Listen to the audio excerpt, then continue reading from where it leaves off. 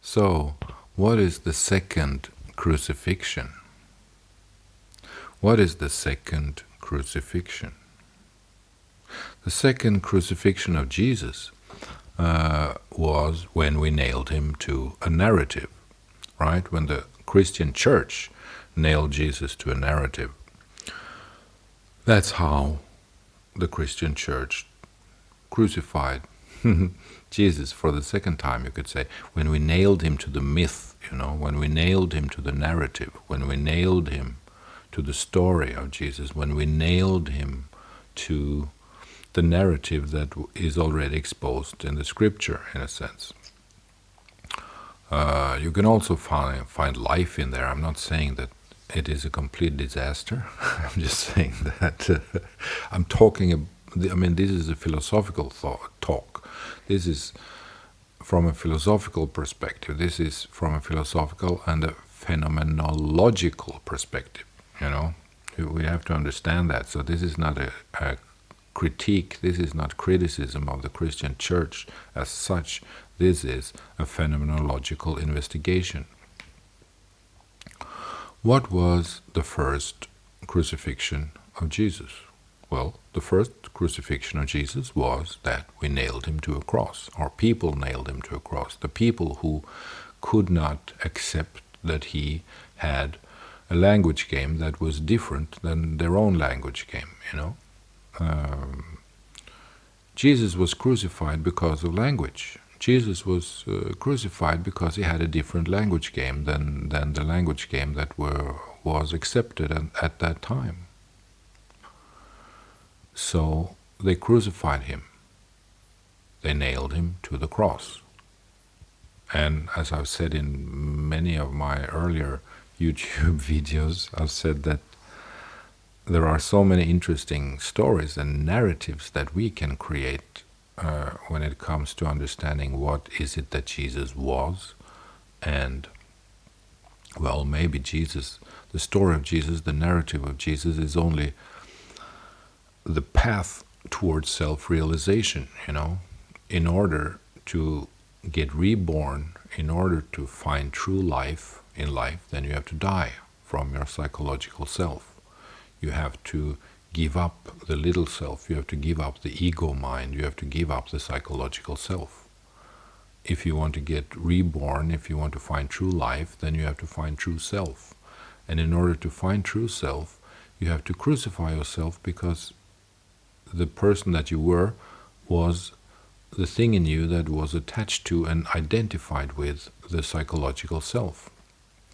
So if you want to give that up and become free from it, becoming a free person, like Jesus anyway, then you have to crucify yourself. Then you have to get up on your cross and hang there until the psychological self is washed off from your structure of being. So you could say that the story of Jesus is the road towards self-realization. It's a story of every human being. It's the story of every person that wants to liberate himself from the shackles of the mind, so to speak, from the narratives of the mind, because the narrative is, the mind is just a library of narratives, The mind is it's a library of narratives, and we get lost in that because we attach to some of those narratives and we identify with some of those narratives, and then we get sick, or we get stressed, or we get depressed, or we get very successful. We can build the Eiffel Tower or get billionaires on the stock exchange. So everything is about attaching to and identifying with a certain set of narratives, and certain results will come from that. So it's about the stories that we believe in. And if you believe in the true self, well, then you can crucify yourself, then you can let go of your psychological self and wake up, get rebirth into true self, or to life without the bondage situation of that is constituted by the existence within the psychological self. So that is one philosophical psychological version of what the story of Jesus could be. But and this is very interesting because the second crucifixion of Christ, is really very interesting, because that's something that also we all do. We all get exposed to the second crucifixion. We all get crucified a second time.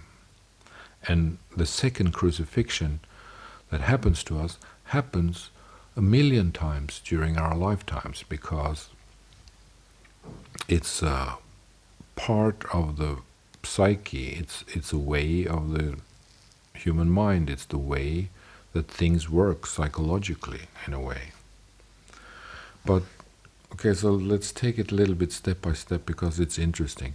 The first crucifixion, okay, in the historical sense, the first crucifixion is, okay, we nailed Jesus to the cross because he had a different language game, he had a different perspective. We couldn't take that because we are priests and Pharisees, and we believe in a certain set of language games, and we need to control the narrative.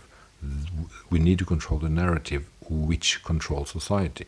The narrative that controls society, we have to keep that narrative because we want to control society. So if you come along with a narrative that seems as a threat to our accepted narrative, which makes it possible for us to control society, then we will punish that narrative. And in Jesus' case, it led to his crucifixion. So that was the first crucifixion. What society does to free thinkers, in a way, what society, what the human psyche does to people of intellect, what society does to free thinkers. All right, so that was the first crucifixion. The second crucifixion is the crucifixion that the Christian church did. The Christian church nailed him to the narrative. The first crucifixion is that we nailed him to the cross. The second crucifixion is that we nailed him to the narrative. And we are all nailed to a narrative. Other people nail us to a narrative all the time, and that's our crucifixion too. I judge you. I say, oh, you're a person like that. He is the person who is like this, So I crucify that person too with the second crucifixion. Oh, she's horrible because she's like that, Well, that's a psychological crucifixion in a way, That's what the human psyche does. We judge, we make judgments, we make interpretations, projections, and judgments.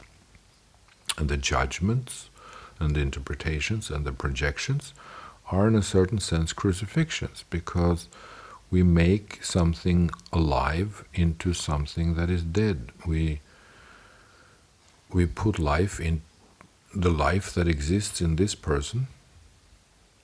We take that life out of that person, and we put that life into our narrative. So we, in a certain sense, we kill that life, or we exterminate that potentiality. We exterminate that potentiality by deciding what kind of narrative is true for this person. So this is the second crucifixion. The Christian church crucified Jesus many times after they had put him on the cross, because they nailed him to the narrative. And we nail each other to narratives too all the time, and this is very interesting. This is really very interesting. And let's talk a little bit about the inner child in this respect, because the inner child is, of course, the impulse in us that makes it possible for us to transcend the narrative. We want to leave the narrative because the narrative is not true. The inner child knows that. The inner child knows that the narrative is just a second crucifixion. So we become Jesus in a way when we leave that narrative. Jesus left the narrative in a big way, so he became the Christ. If you leave the narrative in a small way, then you're just a creative person, or a person with imagination, or a free thinker, or a philosopher, or a poet, in a way. So it's like that. And just to say something about John Bradshaw, the wonderful, magnificent, great John Bradshaw. I mean, I deeply love and adore John Bradshaw. I think he's so important for America, and he's certainly the father of the self-help industry, or the inner child industry, so to speak. But he talks about the wonder child, and in a certain sense, Jesus must be allowed to be the wonder child that he was in order to avoid the second crucifixion. If we want to insist on the second crucifixion, then we murder the inner child in Jesus. So we cannot do that. We have to let Jesus and every other person in this world to be an extension of that inner child, so that they can transcend the narratives, because the narrative is the crucifixion, the narrative is the death, the story, the narrative is the prison, the narrative is the prison sentence, the narrative is the death sentence, the narrative is the second crucifixion. And so there's a big part of the Christian, so-called Christian society. There's a big part of the so-called Christians and especially in America, who's waiting for the second coming. They're seriously waiting for the second coming of Christ. But if that is going to happen, then they just have to stop executing the second crucifixion. They have to stop performing the second crucifixion. They have to cease the second crucifixion process. They have to remove themselves as actors in the process of the second crucifixion, in nailing the inner child self to a narrative. Because if we say that Jesus, or the Jesus Christ, or the Christ, if we say that the Christ, the universal Christ, to talk with Richard Rohr, if we say that the universal Christ is the inner child self. And I think so, because I think that Jesus Christ was the inner child self. He was the inner child self. He was the innocent, divine thing inside. So if Jesus Christ was the inner child self, then the second crucifixion is to nail that inner child self to a narrative. The first crucifixion is simply just to kill it, to exterminate it and put it on a wooden cross, and let him hang there until he dies. Jesus most likely didn't die on the cross, because he was taken down after only 6 hours, and it's practically impossible to die on a cross after only 6 hours. So according to the Indian guru Osho, this was planned in a way. It was planned that Jesus should survive, because they knew that they crucified him 6 o'clock in the evening on Long Friday, so that he had only 5 or 6 hours to hang there, which means that he would most likely be dead. So it means that he would not die, He would be alive when they took him down by midnight, because on the Sabbath, I don't know, I don't want to, there's so many things to be correct about historically. No need to make mistakes there. People get angry. People can find the dust in any argument these days. But so, anyway, if you want the second coming of Christ, then you just have to stop the second crucifixion. You have to get rid of the second crucifixion process inside your own brain, because that's where it happens. The second crucifixion process happens inside your own brain. So if you want to see the second coming, then you have to let the inner child self express itself and be itself, be the Jesus that Jesus was.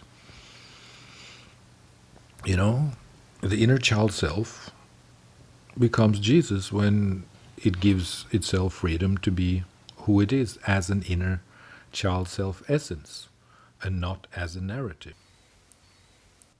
This is just phenomenology, this is just philosophy, this is just thinking, this is just religious blah blah in a way, but who knows? It could be an exposition or an explanation of the inner architecture of this situation. Well, never mind, it was just a digression. And if we accept the inner child, then we also accept that when, Jesus said that the kingdom of God is inside you. Well, why is that true? Well, simply because the thing that we are is inside ourselves. The true self, the source of the soul, the seat of the soul, the source of the soul, the source point that we are, which is that something that lives inside the soul. I just suddenly saw that we could say that the inner child perhaps is just a source point. It's a very tiny source point inside the soul. And the soul is actually the environment of God. The soul is the Garden of Eden. The soul is the absence of the tree of knowledge. The mind is the tree of knowledge. Cognition, thinking is the tree of knowledge. So let's say that there are 3 circles. The small, tiny circle in the middle, in the center, is the inner child, is the source point, is what we are. And then a bigger circle around that, which is the soul, which is our home, where we live. We live inside that soul, and that soul is God. That soul is the Garden of Eden. That soul is the state of innocence, or that soul is the state of non-knowledge. It's the eternal non-knowledge school. I mean, it's the it's the Zen of life. It's the true self seen in Bhagavan Maharshi perspective. The source point is the Parabrahman in Nisargadatta Maharaj, and the soul around it is the Bhagavan Maharshi self. And on top of that, you have the psychological self as the third circle around that. And that third circle around that, the psychological self, is the crucifixion in a way, or is the crucifier, is the executioner, because the third circle, or the mind, the cognition, is the person who is the carpenter who produces the cross. The psychological self is the judge. So the mind and the psychological self is the factory of narratives. It's the production unit of stories. It's the factory of projections. It's the factory of interpretation. It's the machine of judgments. So it's the machine of narratives. It's the factory of narratives. So you have pure freedom, the true kingdom of God, the Parabrahman in the source point, which is what we are at the deepest core level. And then we have the surrounding self around that, the soul self that surrounds that, which is the non-knowing state, the non-knowledge state, which is the soul, the Zen, the Tao, the true self, God, Garden of Eden. And then, as the third circle, is the mind self, the psychological self, the narratives, the stories, the organization of the world into concepts, the conceptualizations of everything, which leads to the second crucifixion, which with necessity leads to a crucifixion sooner or later. We crucify ourselves, or we crucify other people with necessity because of that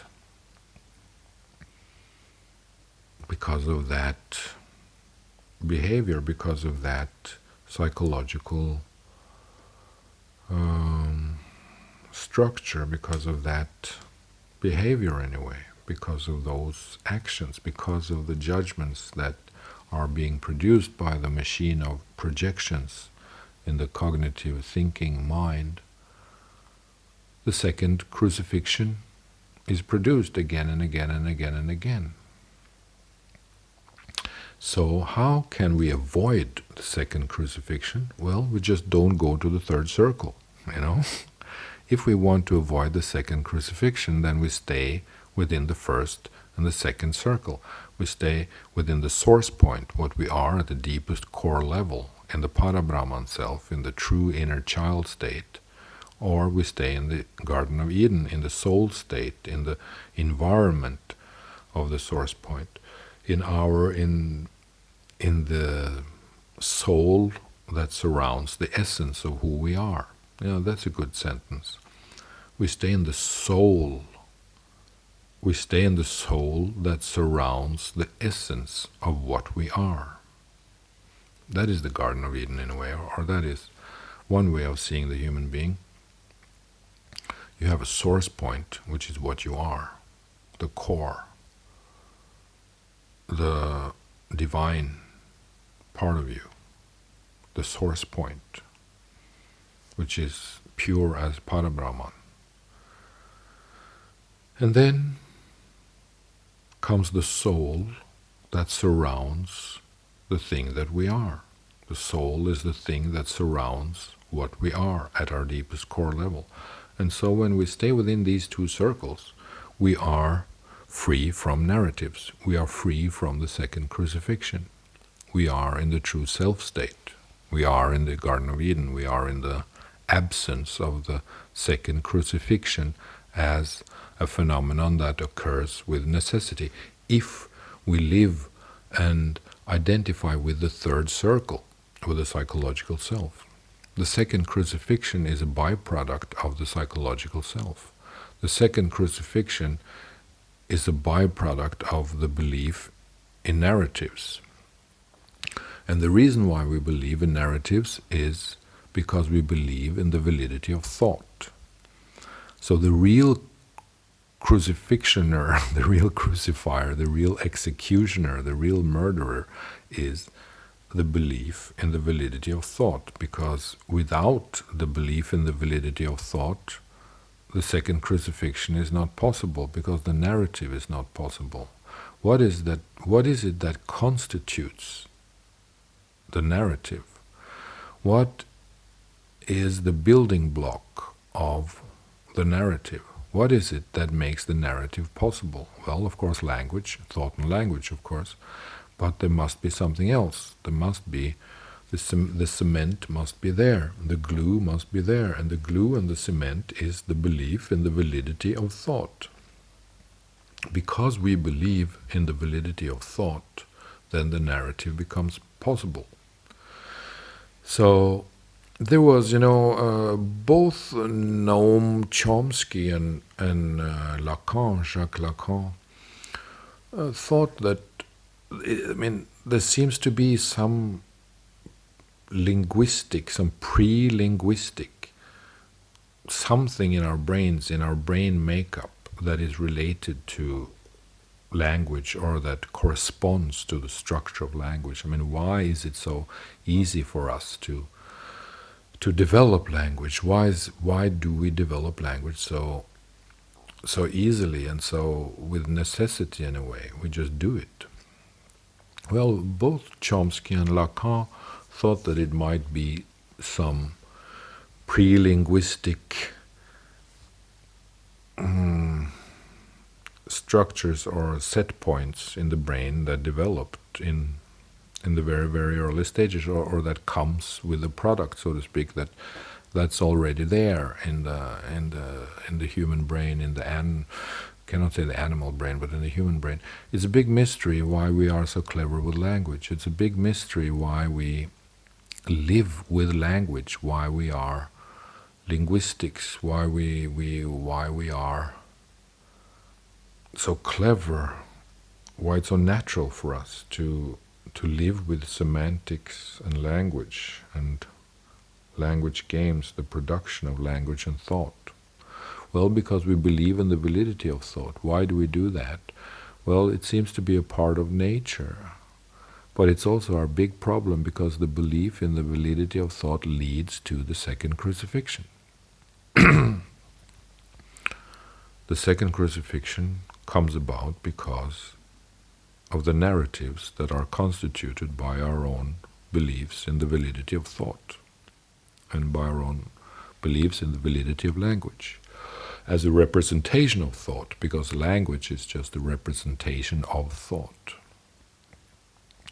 But anyway, this is just a little something on the very interesting aspect that we could call the second crucifixion. Because the second crucifixion is a really, really, really interesting thing. And we all are related to the second crucifixion problem. Even the Christian church are great at this activity. They are really wonderful performers of the second crucifixion. And we are that as well. People are that as well because we attach to and identify with the person, so to speak, that is able to produce the narrative. We don't question the narrative. We don't question the building block of the narrative, the fact that we believe in the validity of thought and language. Well, anyway, I found this talk to be interesting because the second crucifixion is something that is relevant to all our lives, to the lives of all of us, and it is also relevant when it comes to science, philosophy, art, research, intellectual processes, because our judgments and our interpretations constitutes the second crucifixion. So in an intellectual process, we discharge of a lot of material that could be very beneficial, that could represent aspects that we have not yet understood, but which could be very interesting, and where practically the interesting stuff stays. The things that we discharge, the things that we reject, the things that we reject by the judgments of our mind, in those areas there could be a lot of great stuff that, if we could just allow ourselves to not enter the second crucifixion state, if we don't activate ourselves within the judgment games, within the narrative game, within the execution of narratives, in a way. That's a quite good word, the execution of narratives. And I don't mean execution on a cross, but I mean the production of narratives, the unfolding of the narrative as a production. So this was not to blame anyone or anything, it's just to take a look inside the human psyche and see that what is it in the human psyche that makes the second crucifixion possible? And why do we suffer from it? Why do we make it a part of human life? And why does it become a part of every narrative that we live in? Because the second crucifixion process is a part of every narrative process, in a way. Okay, thank you. A long talk about something phenomenological, but interesting.